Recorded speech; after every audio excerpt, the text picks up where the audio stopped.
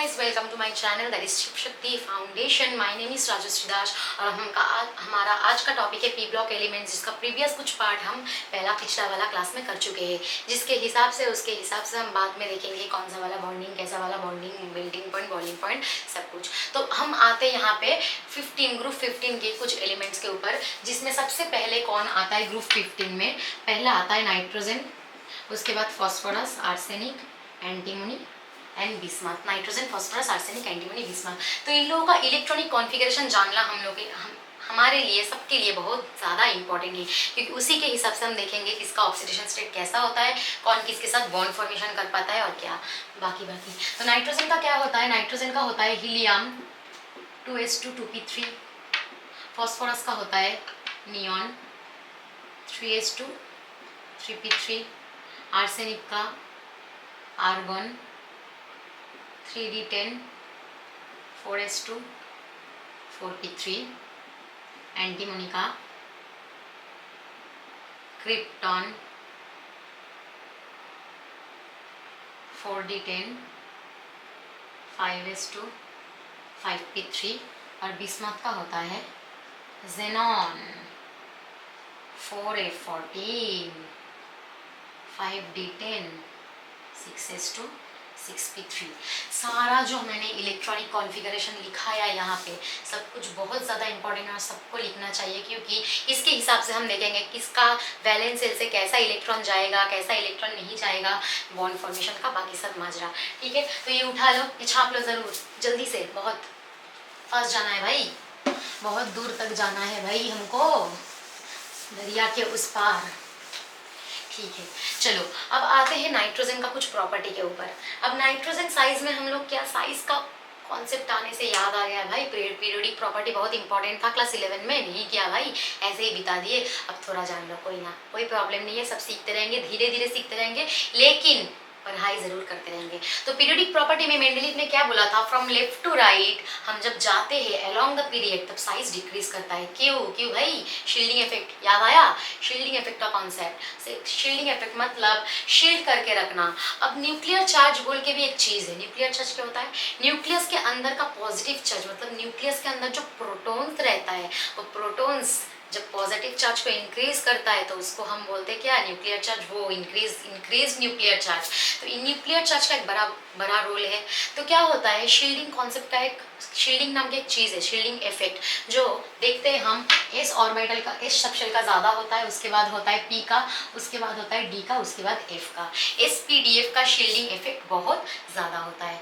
इस मतलब एस और पी डी एफ जब सबशेल में इलेक्ट्रॉन्स जाता है, एस सबशेल में पकड़ लो इलेक्ट्रॉन है, तो न्यूक्लियर चार्ज और एस एकदम पास, एकदम बहुत क्लोज है, न्यूक्लियस का बहुत क्लोज है इस सबसेल.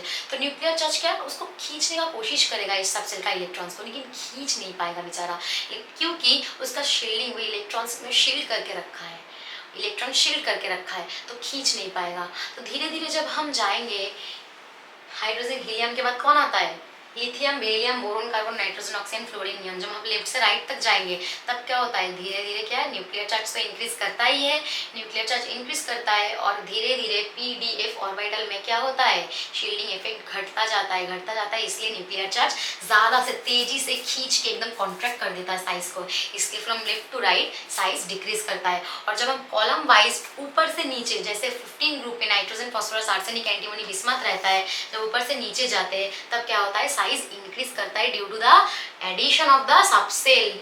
साइज तो बड़ा होता जा रहा है, तो सबसेल का एडिशन होता जा रहा है, इसीलिए क्या होता है, इसका साइज ऊपर से नीचे, कॉलम का ऊपर से नीचे जब हम जाते हैं तब साइज इंक्रीज करता है. अब इसके हिसाब से शील्डिंग विल्डिंग तो अब देख लिए, शील्डिंग विल्डिंग के हिसाब से नाइट्रोजन का साइज बहुत छोटा हो गया. छोटा तो है क्योंकि ऊपर से नीचे जाने तक अगर साइज इंक्रीज करता है तो नाइट्रोजन का साइज छोटा है. अब नाइट्रोजन है भी इलेक्ट्रोनेगेटिव, ये भी बोला था, जब हम लेफ्ट टू राइट जाता है तो इलेक्ट्रोनेगेटिविटी इंक्रीज करता है. इलेक्ट्रोनेगेटिविटी मतलब क्या, लोन पेयर को, किसी का लोन पेयर को खुद के पास खींचने का प्रोबेबिलिटी, वो होता है इलेक्ट्रोनेगेटिविटी. अब जब हम ऊपर से नीचे जाते हैं तो इलेक्ट्रोनेगेटिविटी डिक्रीज करता है. मतलब नाइट्रोजन हैवी इलेक्ट्रोनेगेटिव, ऊपर में रहता है भाई, इलेक्ट्रोनेगेटिव है, इलेक्ट्रोनेगेटिव भी है, साइज भी छोटा है. तो क्या किया जाए, तो इसी के लिए थोड़ा एनोमेलस कैरेक्टर वो शो करता है, मतलब कैटिनेशन प्रॉपर्टी वो ज्यादा नहीं अच्छा दिखाता है नाइट्रोजन.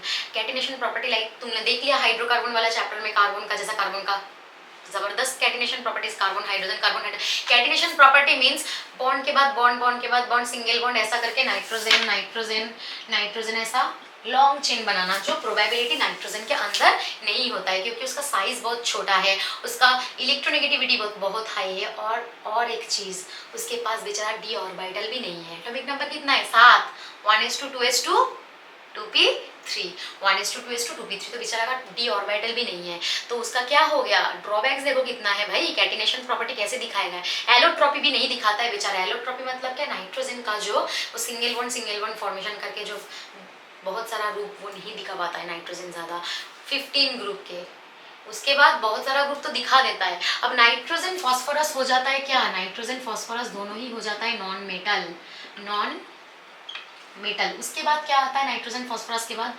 आर्सेनिक, एंटीमोनी, इन दोनों को बोला जाता है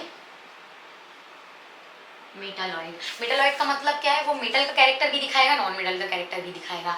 और उसके बाद लास्ट में आता है बिस्मथ, जो होता है प्योर मेटल, मतलब क्या, हाईली इलेक्ट्रोपॉजिटिव। मेटल क्या करता है, इलेक्ट्रॉन छोड़ता है, भाई जाओ भागो यहाँ से, इलेक्ट्रॉन छोड़ता है, तो हाईली इलेक्ट्रोपॉजिटिव होता है बिस्मथ, ठीक है। तो नाइट्रोजन फॉस्फोरस होता है नॉन मेटल, जो क्या होता है इलेक्ट्रोनेगेटिव, इसलिए इलेक्ट्रॉन को नहीं छोड़ेगा अच्छे से भाई। और आर्सेनिक, एंटीमोनी होता है मेटालॉइड, और बिस्मथ होता है प्योर मेटल। तो इन सारी चीजों के अंदर हम ये भी देख लिए कि ग्रुप 15 वाला एलिमेंट ज्यादा शो करता है, जो ऑक्सीडेशन स्टेट वो होता है क्या, +3, -3 और +5। अब ये क्यों शो करता है, जायज है भाई।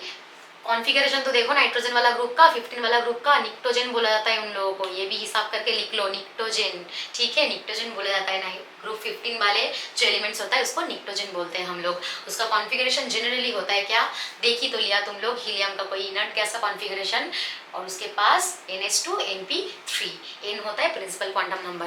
अब आ जाता है बाकी चीज में, जो है मैंने बोला +3, -3 और +5 ऑक्सीडेशन स्टेट, ये वाले ग्रुप का जो एलिमेंट है शो करता है, +1 2 भी शो करता है, ऑक्सीजन के साथ ज्यादा शो करता है ये सब ऑक्सीडेशन स्टेट। अब देखते हैं क्यों। देखो नाइट्रोजन का जो कॉन्फ़िगरेशन है 2s2 2p3, वैसे तो है इसका वैलेंस शेल में 5 इलेक्ट्रॉन, तो 5 इलेक्ट्रॉन वो शो करेगा, 5 इलेक्ट्रॉन वो डोनेट कर देगा, 5 इलेक्ट्रॉन वो डोनेट कर देगा, ठीक है। डोनेट करने से तो +5 दिखा ही सकता है। अब +3 भी डोनेट कर सकता है, इसीलिए +3 भी दिखा सकता है। लेकिन देखा गया है क्या, जब हम टॉप टू बॉटम जाते हैं नाइट्रोजन, फॉस्फोरस, आर्सेनिक, एंटीमोनी और बिस्मथ में, जब हम टॉप टू बॉटम जाते हैं तब क्या होता है, प्लस क्या होता है, +3 ऑक्सीडेशन स्टेट इंक्रीज करता है, +3 ऑक्सीडेशन स्टेट इंक्रीज करता है, और +5 oxidation state decreases. Why, +5 oxidation state decrease करता है, और बेचारा किसके ऊपर ज्यादा डिक्रीज करता है, ये बिस्मथ जो है बैठा हुआ है मेटल, एकदम स्ट्रॉन्ग मेटल, उसका +5 ऑक्सीडेशन स्टेट एकदम नहीं होता है। क्यों नहीं होता है, क्योंकि यहाँ पे लग जाता है एक इफेक्ट, इसको बोला जाता है इनर्ट पेयर इफेक्ट। अब ये इनर्ट पेयर इफेक्ट क्या होता है भाई, जो लास्ट का जो हेवी मेटल्स होते हैं, जो लास्ट में रहता है ग्रुप का एकदम नीचे रहता है, बिस्मथ जैसा बिस्मथ, उसका कॉन्फ़िगरेशन में क्या आता है 6s2 6p3, बिस्मथ क्या दिखाता है 6s2 6p3, तो वो ना ये 5 इलेक्ट्रॉन नहीं दे पाएगा, क्योंकि उसका जो 6s का जो इलेक्ट्रॉन है, 2 इलेक्ट्रॉन एकदम इनर्ट, मतलब एकदम स्ट्रॉन्गली बाउंड रहता है, स्ट्रॉन्गली एकदम न्यूक्लियस में खींच के रखता है इसको, ठीक है। तो वो छोड़ना नहीं, reluctant to emit the electron, okay. 6s का जो 2 इलेक्ट्रॉन है वो रिलक्टेंट होता है, कोई भी रिएक्शन में पार्टिसिपेट नहीं करता है, तो इसीलिए +5 इसका ऑक्सीडेशन स्टेट नहीं होता है बिस्मथ वालों का। जो ग्रुप का लास्ट वाला जो भारी भारी एलिमेंट्स रहता है वो इनर्ट पेयर इफेक्ट के लिए, जो स्पेसिफिकली लगता है 6s2 ऑर्बिटल में, उसके लिए क्या होता है, वो रिलक्टेंट होता है इलेक्ट्रॉन छोड़ने के लिए, इसीलिए +5 ऑक्सीडेशन स्टेट बिस्मथ नहीं दिखाता है। दिखाता है, एक के साथ जरूर दिखाता है, वो क्या होता है कंपाउंड फॉर्मेशन, बहुत सारा आता है, बहुत बार आता है, बोर्ड में भी आता है और कॉम्पिटिटिव में अभी आता है। बिस्मथ एक कंपाउंड फॉर्म करता है, वो है BiF5, +5 वो दिखाता है, +5 दिखाता है फ्लोरीन के साथ, क्योंकि फ्लोरीन बहुत इलेक्ट्रोनेगेटिव है बेचारा, कुछ इलेक्ट्रोनेगेटिव इतना ज़्यादा है, साइज भी छोटा है, कुछ नहीं कर पाता है बेचारा बिस्मथ को, मतलब मजबूर होकर थोड़ा इसके साथ बॉन्ड करके BiF5 बनाना पड़ता है। और कोई भी ऊपर से नीचे जब हम जाते हैं ग्रुप 15 के एलिमेंट्स ग्रुप 15 के एलिमेंट्स कोई भी +5 ऑक्सीडेशन स्टेट उतना ज़्यादा नहीं दिखाता है, डिक्रीज कर जाता है उसका +5 और +3 ऑक्सीडेशन स्टेट इंक्रीज कर जाता है। ये एक पार्ट हुआ। अब नाइट्रोजन का तो मैंने बोल दिया, कैटिनेशन प्रॉपर्टी वगैरह, एलोट्रोपी, ये सारा सब कुछ कम दिखाता है। उसका डी ऑर्बिटल का एब्सेंस है, डी ऑर्बिटल एब्सेंस होने से वो ज़्यादा क्या, वो पेंटा वैलेंसी, उसका वैलेंसी भी नाइट्रोजन का 4 है। अब वैलेंसी क्या चीज़ होता है, वैलेंसी 4 होता है, मतलब क्या, नाइट्रोजन जो बॉन्ड फॉर्मेशन करता है उसका 1 इलेक्ट्रॉन आता है s ऑर्बिटल से और 3 इलेक्ट्रॉन आता है p ऑर्बिटल से। तो NH3 हम देखे हैं, NH3 का जो फॉर्मेशन होता है, देखो ऐसा ऐसा करके हाइड्रोजन हाइड्रोजन हाइड्रोजन, ये होता है लोन पेयर ऑफ इलेक्ट्रॉन्स ना। ये होता है प्योर क्या है, sp3 hybridised, sp1 p2 p3, sp3 hybridise होता है इसका हाइब्रिडाइजेशन। जब हम BSc थ्योरी देखेंगे, 11 में था, देखा नहीं है, धीरे धीरे देखते रहेंगे, थोड़ा अभी यही देख लो, थोड़ा समझ लो, समझने की कोशिश करो थोड़ा। जो हम देखते हैं अभी नाइट्रोजन एमोनिया का जो लोन पेयर है वो क्या है, ये लोन पेयर है और इसका स्ट्रक्चर, इसका हाइब्रिडाइजेशन हो जाता है sp3 हाइब्रिडाइजेशन। नाउ हम हाइड्राइड फॉर्मेशन का बाद में आते हैं। Hydride formation like NH3, PH3, ASH3, antimony and bismuth. अब जो ये हाइड्राइड फॉर्मेशन होता है, हाइड्राइड फॉर्मेशन प्रोबेबिलिटी पूछेगा क्वेश्चन में, पता है कैसा पूछेगा, हाइड्राइड फॉर्मेशन का इंक्रीजिंग ऑर्डर डिक्रीजिंग ऑर्डर दिखाओ ग्रुप 15 वालों का। कैसे लिखोगे भाई, देखो अब अच्छे से देखो, जानो क्या होता है। नाइट्रोजन का साइज बहुत छोटा होता है, छोटा होने से क्या होता है, छोटा नाइट्रोजन का साइज है, ऊपर से वो है इलेक्ट्रोनेगेटिव। अब हाइड्रोजन भी छोटा है तो बॉन्ड फॉर्मेशन बहुत अच्छा होता है, sp3 हाइब्रिडाइज होता है। एंगल जो बॉन्ड एंगल दिखाएगा करीब करीब 107 डिग्री दिखाएगा, 107 डिग्री दिखाएगा। अब ऊपर से जब नीचे जाते हैं ना, स्पेसिफिकली बिस्मथ जो होता है रिलक्टेंट, बोला मैंने, जो 6s का ऑर्बिटल का इलेक्ट्रॉन को नहीं छोड़ पाएगा, छोड़ना चाहेगा नहीं, इनर्ट पेयर इफेक्ट लगाएगा। तो इसके लिए क्या हो जाएगा, इसका इस ऑर्बिटल का बॉन्ड फॉर्मेशन जब करेगा तब s, मैंने बोला 4 कोवैलेंसी होता है नाइट्रोजन का भाई, 4 कोवैलेंसी मतलब एक s ऑर्बिटल से इलेक्ट्रॉन आता है, s सबशेल से इलेक्ट्रॉन आता है और 3 आता है p से। तो इसमें क्या होता है ना, इसमें sp3 सब कुछ लगता है नाइट्रोजन में। धीरे धीरे जब आते हैं ऊपर से नीचे तब साइज ही बढ़ता है, साइज बढ़ने के हिसाब से क्या होता है, इसका s ऑर्बिटल का जो कंट्रीब्यूशन है थोड़ा घट जाता है, s ऑर्बिटल का कंट्रीब्यूशन थोड़ा घट जाता है। फॉस्फोरस, आर्सेनिक, एंटीमनी, बिस्मथ में तो रहता ही नहीं है भाई, बिस्मथ का तो 90 डिग्री एंगल हो जाता है, बिस्मथ में प्योर p ऑर्बिटल एकदम पार्टिसिपेट कर जाता है, इसका बॉन्ड एंगल अप्रोक्सीमेटली 90 डिग्री आ जाता है ऊपर से जब नीचे जाते हैं। तो इसमें क्या होता है, इसमें sp दोनों ही ऑर्बिटल का मिक्सचर होके बॉन्ड फॉर्मेशन होता है, जो 107 डिग्री के करीब बॉन्ड एंगल दिखाता है। और जो ऊपर से नीचे जाते हैं साइज इंक्रीज कर जाता है, बिस्मथ का साइज इंक्रीज कर जाता है। और इसका क्या होता है, हाइड्राइड फॉर्मेशन एबिलिटी क्या, बताओ क्या होना चाहिए, कम होना चाहिए, ज्यादा होना चाहिए। बिस्मथ का साइज हो गया बड़ा, हाइड्रोजन का साइज हो गया छोटा, बॉन्ड फॉर्म कैसा होगा भाई। तो हाइड्राइड फॉर्मेशन का प्रोबेबिलिटी अगर कोई पूछे तो अच्छे से आंख बंद करके बता देना भाई, ऊपर से जब ग्रुप के अंदर ऊपर से जब नीचे जाते हैं तब क्या होता है, बॉन्ड हाइड्राइड फॉर्मेशन डिक्रीज करता है, क्योंकि size mismatch of the size. अब देखो नाइट्रोजन के तो ऊपर से नाइट्रोजन का डी ऑर्बिटल भी नहीं है, p है बेचारे का, हाइड्रोजन दोनों का साइज छोटा है, अच्छा सा बॉन्ड फॉर्मेशन हो जाएगा। धीरे धीरे जब जाओगे तुम, इस ऑर्बिटल का फंक्शन थोड़ा कमता रहेगा, p ऑर्बिटल का एडिशन होता रहेगा। अब जब बिस्मथ तक आओगे तब एकदम pure p orbital bond formation में पार्टिसिपेट कर जाएगा और तब क्या 90 डिग्री बॉन्ड एंगल हो जाएगा, साइज एकदम बड़ा हो जाएगा, डिफ्यूज्ड ऑर्बिटल हो जाएगा, ठीक है, डिफ्यूज्ड ऑर्बिटल हो जाएगा। न्यूक्लियर चार्ज एकदम अच्छे से एकदम मतलब क्या शील्ड नहीं कर पाएगा तो क्या डिफ्यूज कर देगा, डिफ्यूज मतलब लार्ज हो जाएगा उसका साइज। तो वो हाइड्राइड के साथ क्या ही बेचारा बॉन्ड फॉर्मेशन करेगा, हाइड्रोजन के साथ क्या ही बॉन्ड फॉर्मेशन करेगा, छोटा और बड़ा होगा, नहीं होगा। इसके लिए हाइड्राइड फॉर्मेशन ऊपर से नीचे जब हम जाते हैं 15 ग्रुप में तब हाइड्राइड फॉर्मेशन एबिलिटी डिक्रीज करता है। अब इसके बाद जो नेक्स्ट पॉइंट आ जाता है वो नेक्स्ट पॉइंट आ जाता है क्या, नेक्स्ट हम देखेंगे थर्मल प्रॉपर्टी, ठीक है, थर्मल स्टेबिलिटी। अब वही फिर से देखो हाइड्राइड का NH3, PH3, ASH3, SbH3 and BiH3। वो भी देखो सेम होता है, डिक्रीज ही करना चाहिए, डिक्रीज ही करना चाहिए, क्योंकि थर्मल एनर्जी क्या होता है भाई, ऊपर से जब तुम नीचे जा रहे हो, nitrogen, phosphorus, arsenic, antimony, bismuth, size बड़ा होता जा रहा है। सेंट्रल एटम कौन होता है, nitrogen, phosphorus, arsenic, antimony, bismuth. तो इन सारों का क्या साइज इंक्रीज हो गया, हाइड्रोजन का size decrease, mismatch, size mismatch. जब ऊपर से नीचे जा रहे हो तो क्या थोड़ा सा भी एनर्जी देने से बॉन्ड क्या अटैक, एकदम ब्रेक हो जाता है, बॉन्ड बॉन्ड नहीं रहता है कुछ भाई। बिस्मथ में बिस्मथ हाइड्रोजन का थोड़ा सा एनर्जी, थोड़ा सा थर्मल एनर्जी देने से बॉन्ड ब्रेक हो जाता है। थर्मल स्टेबिलिटी क्या डिक्रीज करता है। ऊपर से जब हम नीचे जाते हैं तो थर्मल स्टेबिलिटी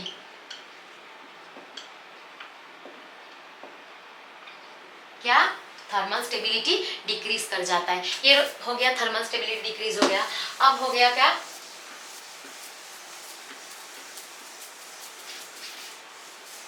अब हम क्या देखेंगे, थोड़ा सा अलग सा चीज, हाइड्रेट का बॉइलिंग पॉइंट। अब इसमें ना बॉइलिंग पॉइंट हाइड्रेट वालों का 15 ग्रुप का जो हाइड्रेट का जो बॉइलिंग पॉइंट है उसमें थोड़ा वो फिर से आ गया भाई, पी ब्लॉक का एलिमेंट चल रहा है इसमें थोड़ा सा, तो एनोमली थोड़ा सा एक्सेप्शनल केस आएगा। एक्सेप्शनल बाकी बोलता है लोग, लेकिन एक्सेप्शनल होता ही नहीं है, पॉइंट टिक तो रहता ही है उसमें कुछ। तो जो भी है, नाइट्रोजन का जो है NH3, उसके बाद PH3, ASH3, SbH3 और बिस्मथ का हाइड्राइड। जो ये हाइड्राइड है ऊपर से नीचे तक, इसका बॉइलिंग पॉइंट, वैसे बॉइलिंग पॉइंट एक क्या है, सरफेस प्रॉपर्टी है। और क्या, मॉलिक्यूल का साइज इंक्रीज करने से बॉइलिंग पॉइंट इंक्रीज होना चाहिए, लेकिन यहाँ पे क्या हो जाता है, इंक्रीज ही होता है भाई, इंक्रीज ही होता है। थोड़ा सबर कर लो, कुछ एक्स्ट्रा भी हो जाएगा। तो ऊपर से नीचे जाते तक बॉइलिंग पॉइंट इंक्रीज तो करना चाहिए, मतलब BiH3 का बॉइलिंग पॉइंट सबसे ज्यादा होना चाहिए, क्योंकि यहाँ पे साइज बड़ा होने से strong der Waals force of attraction लगता है, जो लार्जर मॉलिक्यूल में लगता है। लार्जर मॉलिक्यूल्स में वैंडरवाल्स फोर्स ऑफ एट्रैक्शन लगता है, जो स्ट्रॉन्ग हो जाता है, ठीक है। जो बिस्मथ में लगेगा उसके बाद एंटीमोनी में भी लगेगा, बिस्मथ में लगेगा एंटीमोनी में भी लगेगा, ठीक है। तो ठीक है, इसका बॉइलिंग पॉइंट ज्यादा हो गया, इसका साइज ज्यादा है, इसका मॉलिक्यूलर साइज ज्यादा है, बॉइलिंग पॉइंट ज्यादा होना चाहिए, उसके बाद एंटीमोनी का होना चाहिए, उसके बाद आर्सेनिक का होना चाहिए, लेकिन होता नहीं है, आर्सेनिक का होता नहीं है भाई। तब आ जाता है क्या, एमोनिया। क्यों आ रहा है कुछ याद क्लास 11 में, हाइड्रोजन बॉन्डिंग, एमोनिया दिखाता है हाइड्रोजन बॉन्डिंग। क्यों हाइड्रोजन बॉन्डिंग दिखाता है भाई, नाइट्रोजन है इलेक्ट्रोनेगेटिव, अब उसके साथ जुड़ा हुआ है हाइड्रोजन। अब जो हाइड्रोजन जुड़ा हुआ है इलेक्ट्रोनेगेटिव एटम के साथ, नाइट्रोजन इलेक्ट्रोनेगेटिव, उसके साथ जो हाइड्रोजन जुड़ा हुआ है, ठीक है, ये है इलेक्ट्रोनेगेटिव, हाइड्रोजन जुड़ा हुआ है इसके साथ, इसके पास है इलेक्ट्रोनेगेटिव एटम के पास है लोन पेयर। अब ये लोन पेयर किसी और एक को डोनेट करेगा, किसी और दूसरा कोई हाइड्रोजन को डोनेट करेगा। कैसा डोनेट करेगा, ऐसा डोनेट करेगा, इसके साथ ये लोन पेयर ये हाइड्रोजन को देगा। इस तरह बहुत सारा मॉलिक्यूल ऐसा करते करते करते करते hydrogen bonding formation, strong hydrogen bonding formation करेगा, जिसके लिए क्या, इसका बॉइलिंग पॉइंट, इसके बॉइलिंग पॉइंट, एंटीमोनी के बाद किसी का बॉइलिंग पॉइंट अगर बढ़ता है तो वो बढ़ जाता है एमोनिया का, एमोनिया का बॉइलिंग पॉइंट बढ़ जाता है, थोड़ा एनोमेलस कैरेक्टर इस बॉइलिंग पॉइंट में आ जाता है। सबसे पहले आता है बिस्मथ, जो ट्रेंड के हिसाब से सही है, उसके बाद आ जाता है एंटीमोनी, उसके बाद आता है एमोनिया। जो है हाइड्रोजन बॉन्डिंग यहाँ पे ओवर पावर कर जाता है strong van der Waals force of attraction के, फोर्स ऑफ एट्रैक्शन को। उसके बाद क्या आ जाता है, उसके बाद सब्सिक्वेंटली आ जाता है क्या होना चाहिए, उसके बाद आ जाता है ASH3 और सबसे लास्ट में हो जाता है PH3। अब PH3 सबसे लास्ट में क्यों हो जाता है, PH3 में हाइड्रोजन बॉन्डिंग ज़्यादा नहीं लगता, क्योंकि फॉस्फोरस और हाइड्रोजन का 2.22 ऐसा इलेक्ट्रोनेगेटिविटी, जो पाउलिंग स्केल में जो इलेक्ट्रोनेगेटिव है ना, इलेक्ट्रोनेगेटिविटी का जो वैल्यू है वो बहुत क्लोज है हाइड्रोजन और फॉस्फोरस को, तो हाइड्रोजन बॉन्डिंग नहीं लगा पाता है PH3। इसीलिए बॉइलिंग पॉइंट का जो ऑर्डर है वो ये फॉलो करता है। ये कौन सा वाला ऑर्डर है, boiling point order of hydrides, boiling point order of hydrides. जल्दी से छापो, इसे छापो भाई छापो, बहुत आगे तक जाना है।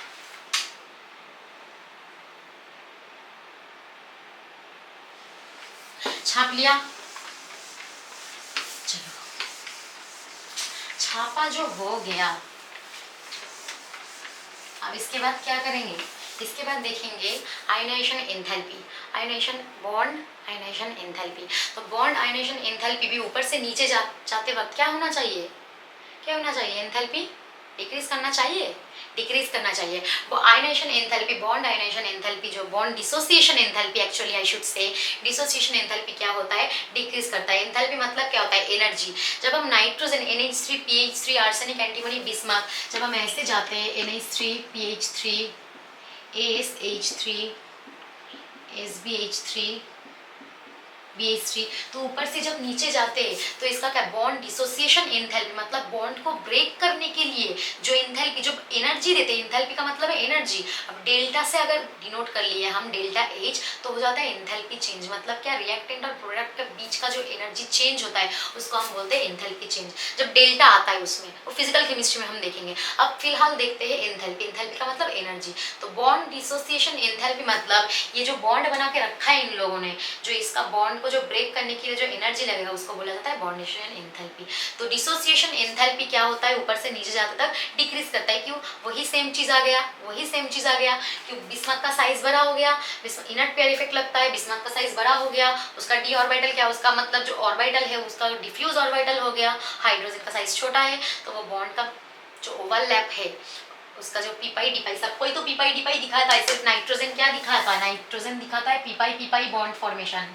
क्या दिखाता है, पीपाई पीपाई बॉन्ड फॉर्मेशन। बाकी सब तो थोड़ा बहुत, बाकी सब थोड़ा बहुत डी ऑर्बिटल का इंट्रोडक्शन होने से बाकी सब तो पीपाई डीपाई बॉन्ड दिखाता है। पीपाई पीपाई पीपाई डीपाई क्या होता है वो बाद का लेक्चर में हम देख लेते हैं। फिलहाल थोड़ा जान लो कि पी ऑर्बिटल होता है नाइट्रोजन में, डी ऑर्बिटल नहीं होता है, इसलिए वो कोई भी एलिमेंट के साथ या खुद के साथ पीपाई डीपाई बॉन्ड नहीं फॉर्म कर पाता है नाइट्रोजन। तो क्या होता है, उसका बाद का बाद जो होता है फास्फोरस आर्सेनिक एंटीमनी बिस्मथ सारा सबको पीपाई डीपाई बॉन्ड फॉर्मेशन दिखाता है। तो इसके लिए क्या होता है, ये जो साइज मिसमैच होता है, साइज मिसमैच के लिए थोड़ा सा ही एनर्जी देने से दोनों का बॉन्ड ब्रेक हो जाता है, जिसके हिसाब से हम बोल रहे हैं बॉन्ड डिसोसिएशन का एनर्जी अगर हम देखेंगे तब भी वो क्या होगा, ऊपर से जब नीचे जाएंगे तब बॉन्ड डिसोसिएशन एंथैल्पी भी डिक्रीज करता है। बॉन्ड डिसोसिएशन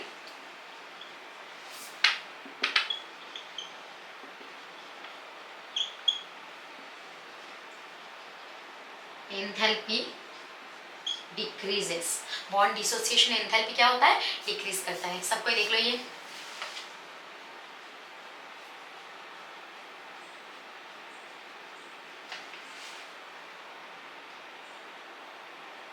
अच्छा चलो थोड़ा बहुत तो हम ये देख लिए। अब क्या होता है, डिस्प्रोपोर्शनेशन प्रॉपर्टी बोल के एक चीज होता है। मतलब डिस्प्रोपोर्शनेशन क्या होता है, पकड़ लो कोई भी एक मॉलिक्यूल है, अब वो मॉलिक्यूल एक साथ 2-3 कंपाउंड फॉर्म कर रहा है, अब दोनों में से एक ऑक्सीडेशन दिखा रहा है, एक रिडक्शन दिखा रहा है, इसको बोला जाता है डिस्प्रोपोर्शनेशन रिएक्शन। मतलब कोई भी एक मॉलिक्यूल, कोई भी एक कंपाउंड डिसोसिएट होके या फिर रिएक्शन करके 3-4 कंपाउंड बना लिया, सेंट्रल एटम सेम होना चाहिए, सेंट्रल एटम का ही ऑक्सीडेशन स्टेट चेंज होगा। जैसे HNO3 ये रिएक्शन करेगा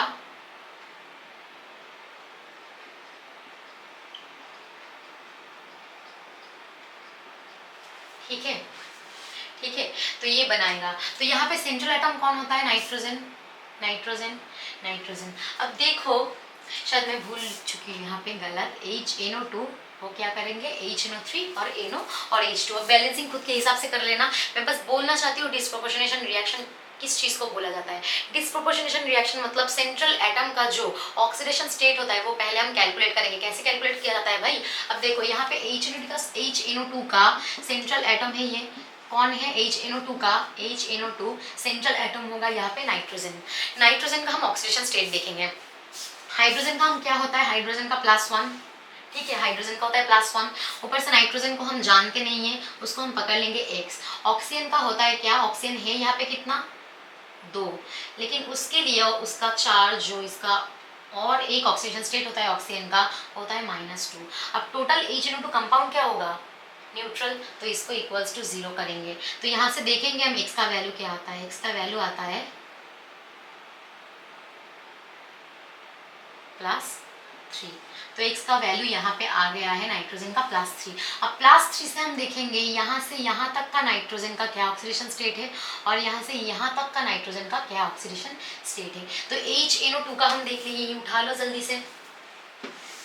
HNO2 का देखने के बाद हम देखेंगे HNO3 का। यहाँ पे हाइड्रोजन का लेंगे 1 प्लस नाइट्रोजन का निकालेंगे, 3 ऑक्सीजन है, उसका ऑक्सीडेशन स्टेट होता है -2 इक्वल्स टू न्यूट्रल है इसलिए 0। तो यहाँ से x का वैल्यू क्या आ रहा है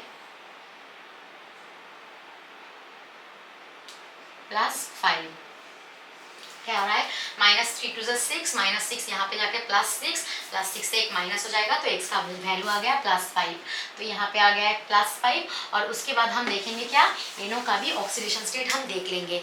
NO का भी ऑक्सीडेशन स्टेट देखेंगे। कैसे देखेंगे भाई NO N का देखेंगे, टोटल हो गया न्यूट्रल, मतलब क्या न्यूट्रल यहाँ पे लिखेंगे। तो NO का x लेंगे और प्लस ऑक्सीजन का क्या होता है एक ही है -2 × 1 ऑक्सीजन एक है और इसका फॉर्मल चार्ज इसका ऑक्सीडेशन स्टेट कितना होता है ऑक्सीजन का हम लेते हैं मैक्सिमम टाइम में -2 जो होता है न्यूट्रल 0। तो क्या हो गया ये x -2 इक्वल्स टू 0 तो x हो गया क्या +2।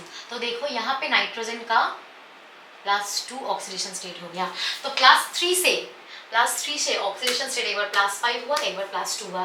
तो +3 +5 हुआ मतलब क्या और भी इलेक्ट्रॉन छोड़ दिया मतलब ऑक्सीडेशन हो गया यहाँ पे और यहाँ +3 से +2 हो गया NO में। तो मतलब क्या एक इलेक्ट्रॉन एक्स्ट्रा ले लिया तो यहाँ पे क्या हो गया ये रिडक्शन हो गया। तो सेम कंपाउंड से जब कंपाउंड बनेगा, एक कंपाउंड से जब बहुत सारा कंपाउंड बनेगा, सेंट्रल एटम सेम होना चाहिए भाई। सेंट्रल एटम का ऑक्सीडेशन स्टेट जब घटेगा और बढ़ेगा भी, मतलब प्लस घटेगा भी बढ़ेगा भी, ऑक्सीडेशन रिडक्शन जब एक साथ होगा तब उसको बोला जाता है डिस्प्रोपोर्शनेशन रिएक्शन। तो नाइट्रोजन तो डिस्प्रोपोर्शनेशन रिएक्शन भी दिखाता है भाई, नाइट्रोजन डिस्प्रोपोर्शनेशन रिएक्शन भी दिखाता है। अब देखो बच्चों आज का क्लास तो हम यहीं से यहाँ तक खत्म करेंगे। जो जितना सारा इलेक्ट्रॉनिक कॉन्फ़िगरेशन दिखाया वो सब कुछ याद रखना, जितना जो प्रॉपर्टीज दिखाए, थोड़ा बहुत जो प्रॉपर्टीज रिड्यूसिंग और एक प्रॉपर्टी भूल ही गई थोड़ा सा, एक मिनट देख लो, बहुत ही इंपॉर्टेंट चीज़ है, वो है reducing property, reducing agent. Reducing agent मतलब क्या है भाई, रिड्यूसिंग एजेंट का मतलब है खुद इलेक्ट्रॉन लो। रिड्यूस होना मतलब क्या होता है, रिड्यूस होना खुद इलेक्ट्रॉन लेना, रिड्यूस का मतलब है खुद इलेक्ट्रॉन लो। ठीक है, अगर कोई खुद इलेक्ट्रॉन लेगा तो दूसरे को क्या करेगा, दूसरे से छीन के लेगा ना। अगर किसी से छीन के लेगा तो वो बेचारा पॉजिटिव हो जाएगा मतलब क्या उसका ऑक्सीडाइज हो रहा है, मतलब अगर कोई खुद अच्छे से रिड्यूस होगा, खुद इलेक्ट्रॉन लेगा तो दूसरे को ऑक्सीडाइज करेगा, तो उसको बोला जाता है, जो खुद इलेक्ट्रॉन लेता है उसको बोला जाता है गुड ऑक्सीडाइजिंग एजेंट, क्योंकि वो दूसरे से इलेक्ट्रॉन खींच रहा है, मतलब दूसरे से इलेक्ट्रॉन जा रहा है, अगर जा रहा है तो वो ऑक्सीडाइज हो रहा है, मतलब वो अच्छा रिड्यूसिंग एजेंट हो गया। अब ठीक है ये बात मान लिया, चलो तो रिड्यूसिंग एजेंट का भी ट्रेंड देखेंगे हम, किस में देखेंगे, ग्रुप 15 का हाइड्राइड में ही देखेंगे। अब NH3 PH3 ASH3 SbH3 और बिस्मथ हाइड्राइड। अब ऊपर से जब हम नीचे जाते हैं तो रिड्यूसिंग प्रॉपर्टी क्या होना चाहिए, खुद से बोलो, हाइड्राइड डोनेशन। यहाँ पे हाइड्राइड डोनेशन हम देखेंगे, साइज बड़ा मिसमैच है, बिस्मथ का साइज बड़ा, हाइड्राइड का साइज छोटा, हाइड्रोजन का साइज मिसमैच हो गया। साइज मिसमैच होने से क्या होगा, वो छोड़ना चाहेगा हाइड्राइड को, हाइड्राइड आयन को छोड़ देगा भाई, हाइड्राइड आयन को छोड़ देगा, मतलब क्या होगा reducing agent, strong reducing agent होगा bismuth hydride hydrogen ion hydride ion को छोड़ेगा, इसलिए वो हो जाएगा strong reducing agent. Reducing agent किसको बोला जाता है, रिड्यूसिंग एजेंट बोला जाता है जो खुद ऑक्सीडाइज होता है, खुद इलेक्ट्रॉन लेता है और दूसरे को खुद ऑक्सीडाइज होता है, मतलब खुद इलेक्ट्रॉन छोड़ता है, रिड्यूसिंग एजेंट मतलब होता है जो खुद इलेक्ट्रॉन छोड़ता है और दूसरे को इलेक्ट्रॉन गेन करने के लिए हेल्प करता है, उसको बोला जाता है रिड्यूसिंग एजेंट। खुद ऑक्सीडाइज होता है मतलब खुद, अगर मैंने पहले कुछ गलत बोल दिया तो छोड़ दो, अब तो सही बोल रही हूँ, अब ध्यान से सुनो। ऑक्सीडाइजिंग एजेंट बोला जाता है जिसका ऑक्सीडेशन मतलब खुद जो इलेक्ट्रॉन छोड़ेगा, खुद जो ऑक्सीडाइज होगा और दूसरे को वो वाला इलेक्ट्रॉन लेने में हेल्प करेगा, उसको बोला जाता है ऑक्सीडाइजिंग एजेंट। तो बिस्मथ हाइड्राइड हो गया good oxidizing agent because of the mismatch of the size of bismuth and hydrogen ion, hydride ion. तो इन दोनों का साइज छोटा मिसमैच होने से वो हाइड्राइड आयन को छोड़ेगा अच्छे तरीके से, तो वो क्या रिड्यूसिंग एजेंट, हाइड्राइड आयन छोड़ रहा है, यहाँ पे हो रहा है वो अच्छा रिड्यूसिंग एजेंट। तो टॉप टू बॉटम अगर कोई पूछेगा कि रिड्यूसिंग एजेंट का डिक्रीजिंग और इंक्रीजिंग ऑर्डर लिखो, तो सबसे अच्छा रिड्यूसिंग एजेंट कौन होगा, बिस्मथ हाइड्राइड होगा।